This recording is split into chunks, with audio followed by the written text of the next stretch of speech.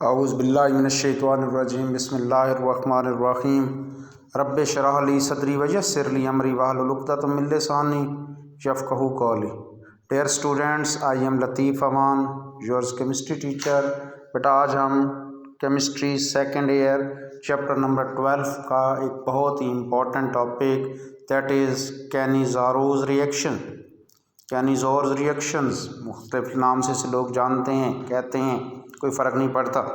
जी बच्चों, हम लोग nucleophilic addition reaction in carbonyl compounds की डिस्कशंस कर रहे हैं। और बेटा अपने लास्ट लेक्चर में हम लोगों ने बहुत important topic that is aldol condensation discuss किया था।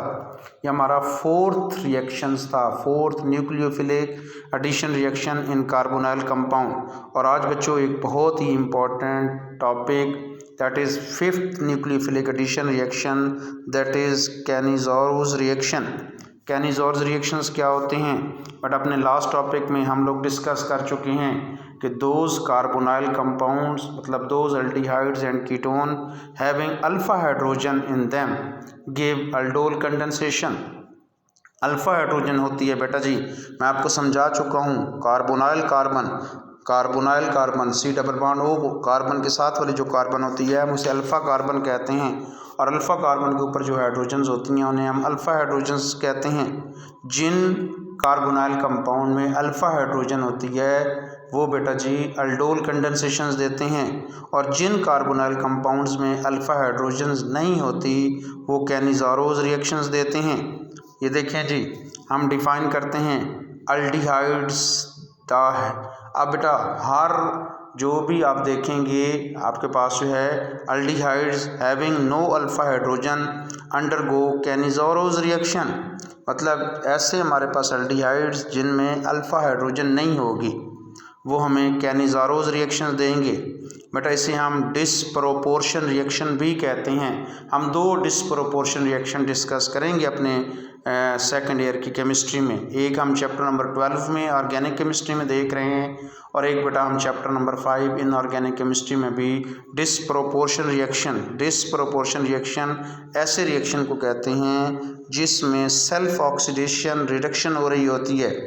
एक ही बेटा आपके पास जो एलिमेंट होगा वो ऑक्सीडाइज्ड भी हो रहा होगा और रिड्यूस्ड भी हो रहा होगा। 2 molecule of aldehydes of anval, 1 molecule be converted into corresponding alcohol and that is reduced product। बेटा अगर अल्डिहाइड से हमारे पास जो है वो अल्कोहल बन जाए मतलब उसमें हाइड्रोजन ऐड हो जाएं तो बेटा ये मतलब रिडक्शन हो गई है। And other into the acid in the salt form. और दूसरा हमारे पास एसिड में अगर ऑक्सीजन ऐड हो जाएगी हमारे पास जो है वो ऑक्सीडेशन हो जाएगी। तो ये देखें बेटा 2 molecules ऑफ अल्डिहाइड्स थे, 1 ऑक्सीडाइज्ड हो गया और अदर रिड्यूस्ड हो गया, इसलिए हम इसे सेल्फ ऑक्सीडेशन रिडक्शन रिएक्शन भी कहते हैं। The reaction carried out with 50% aqueous solution of sodium hydroxide at room temperature. Room temperature पर हम 50% एक्वस जो है वो सोल्यूशन ऑफ सोडियम हाइड्रोक्साइड लेते हैं।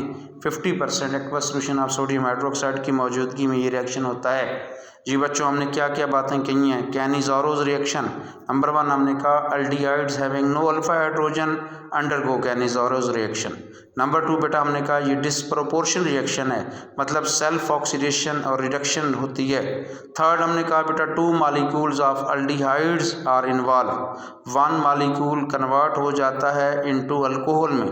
देखिएगा अभी आपको ये बातें समझ आ जाती हैं। ये रिड्यूस प्रोडक्ट होगा और अदर मालिक्यूल बच्चों हमारे पास जो है वो चेंज हो जाएगा इनटू द एसिड में, हमारे पास जो है ये ऑक्सीडाइज प्रोडक्ट होगा।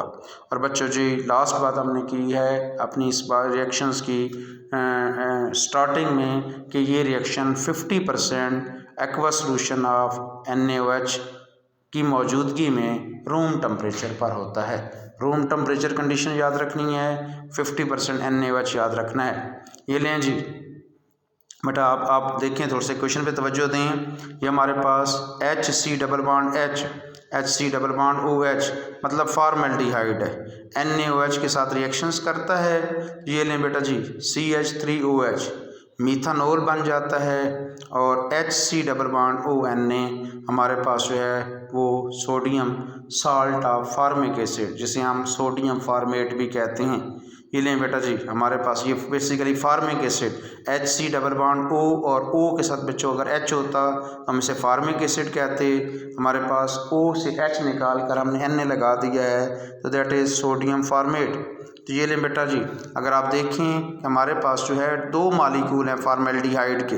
एक मालिक्यूल बेटा देखो, फार्मेल्डिहाइड में दो हाइड्रोजन हैं, एक ऑक्सीजन है, और बेटा हमारे पास मीथानोल में CH3OH में जिसे हम मीथानोल कहते हैं या मीथाइल अल्कोहल कहते हैं, बेटा ये हमारे पास रिड्यूस प्रोडक्ट है।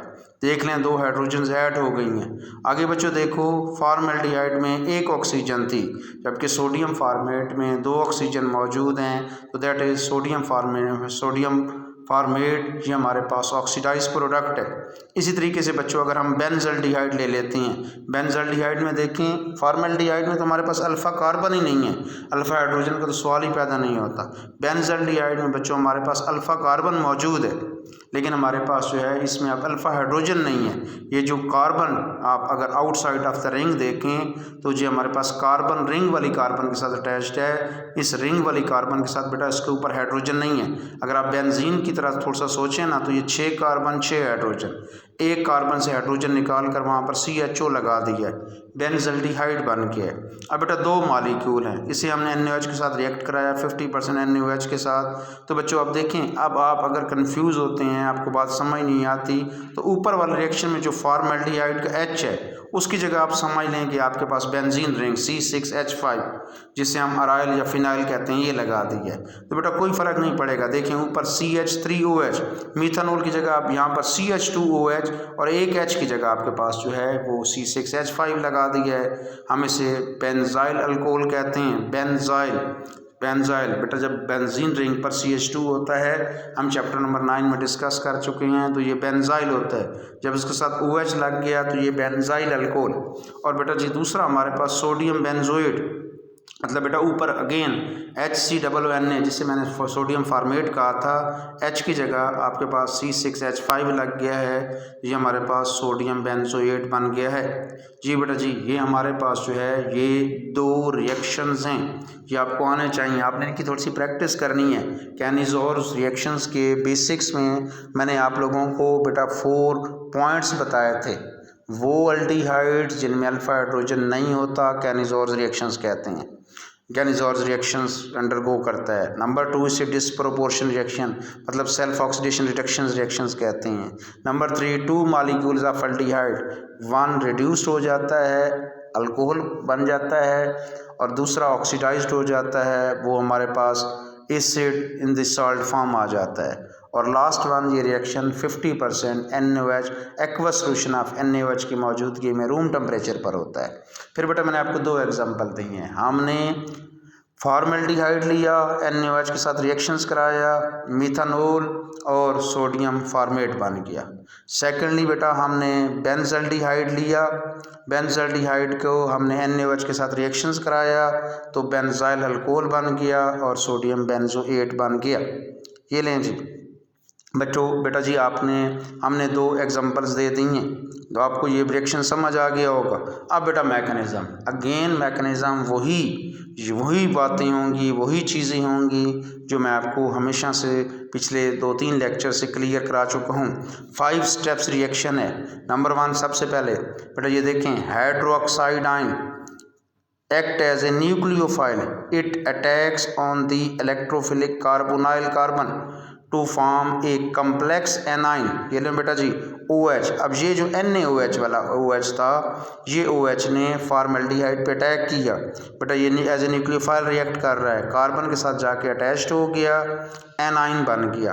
अब ये एक ऐसा एनाइन है जिसे हम कम्प्लेक्स एनाइन कहते हैं। मतलब देखें कार्बन के साथ दो तरफ हाइड्रोजन्स हैं, एक तरफ OH है और डबल बॉन्ड ब्रेक होकर ऑक्सीजन पे नेगेटिव चार्ज आ गया, ये एनाइंस बन गया। सेकंड स्टेप में बेटा जी अब क्या होगा, अब हमारे पास जो है ऑक्सीजन अगेन दोबारा जो है वो डबल बॉन्ड क्रिएट करेगी। एनाइन जो होता है आपको पता है ये स्टेबल्स नहीं है, रिएक्टिव हैं, तो presence of negative charge on the oxygen of anions help in the loss of hydride ion.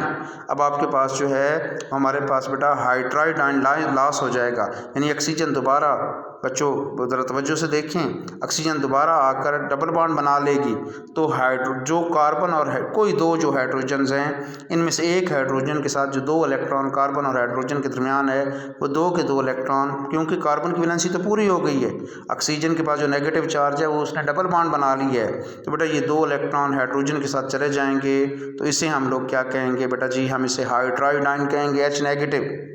अब बेटा थर्ड स्टेप में ये हाइड्राइड आयन अब act as a nucleophile and attacks on the second molecule of formaldehyde.